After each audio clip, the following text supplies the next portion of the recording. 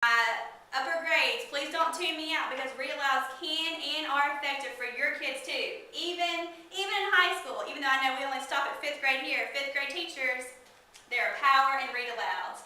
Stephen Carey writes that traditional read alouds are powerful literacy builders. They can expand vocabulary, improve reading comprehension, and increase independent reading. So more research, it states, read alouds allow teachers to focus in on many comprehension strategies including self-questioning, rereading, picture plus word reading, visualization, retelling, tapping into prior knowledge, and note-taking with graphic organizers. During read alouds, students are able to connect the story to their lives. They can connect a book to another book, note specific details and illustrations, laugh and enjoy the story, that ties into the humor we were just talking about, share their knowledge with others, interact with language, and learn and enhance vocabulary. And speaking of learning and enhancing vocabulary, Samway and McCowan in their book write, a study of elementary age middle class ELLs found that English vocabulary knowledge was the single most important factor in their academic achievement. Basically, what that says is vocabulary equals success. Read alouds are a great way to promote vocabulary. In order for a read aloud to be most effective for ELL students, teachers must bring in items to support the story. ELL kids need the visuals and the many details they contain to help them make better sense of the read aloud. So, for example, if you're reading Mrs. Wishy-Washy to your kids, it might help if you brought in stuffed animals of the farm animals that are talked about, or a washing bucket, anything to visualize and strengthen that vocabulary connection between the print in the book to the actual word. So table number 6, during the breakout time, you will be thinking about items that you can bring in. Think about your favorite book that you read to your classroom. It might be a picture book. It might be a chapter book. What could you do? What items could you bring in to facilitate learning? Tip number 5, have high expectations. I know that sounds pretty obvious, but having high expectations is very, very important for all of your students, especially ELL students. The number one feature of effective programs for English language learners is that high expectations are held for ELL students.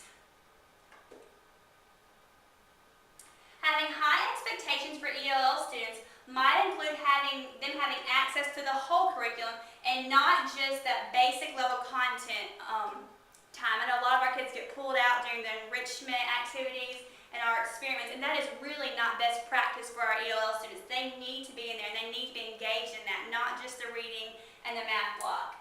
Another example of having high expectations might include holding ELL students to the same standards of achievement as native English speakers. So table number 5, it's your turn.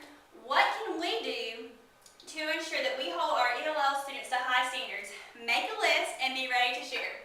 Tip number 4, write for authentic purposes. You'll be hearing a lot about this later on in the year. This is one of the kindergarten grade level's goals for this year is to try to implement a new process-based approach to writing and really writing for authentic reasons. So we're going to touch on it here, and then at our faculty meeting in April, be ready to hear more about it. Very quickly, let's go through the research. ELLs need lots of authentic opportunities to write in order to become better writers.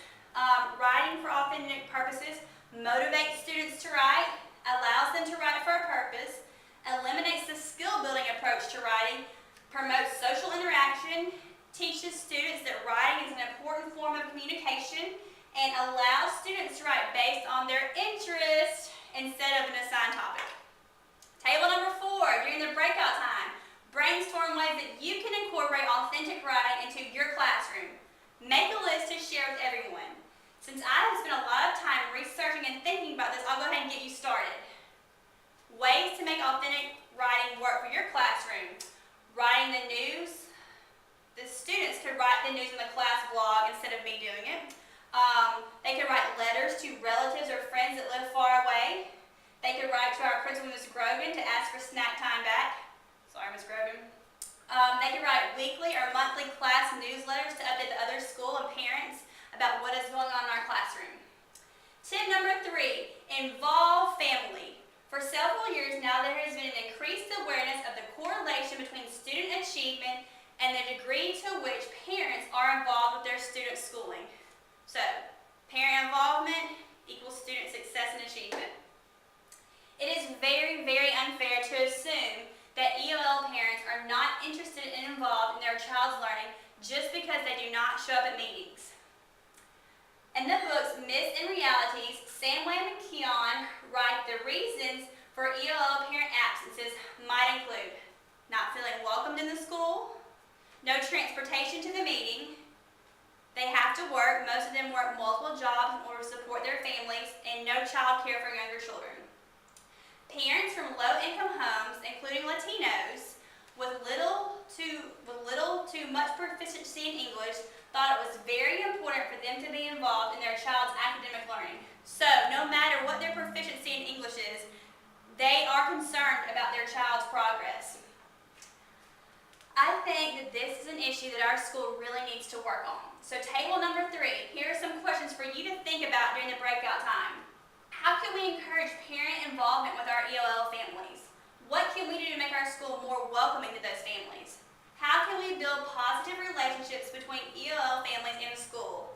And I'm just curious, table number 3, I want you to talk about what are your thoughts on home visits. Tip number 2, know the outside story of your student. What is the outside story? The outside story of a student would include things like their heritage, their family, and their culture.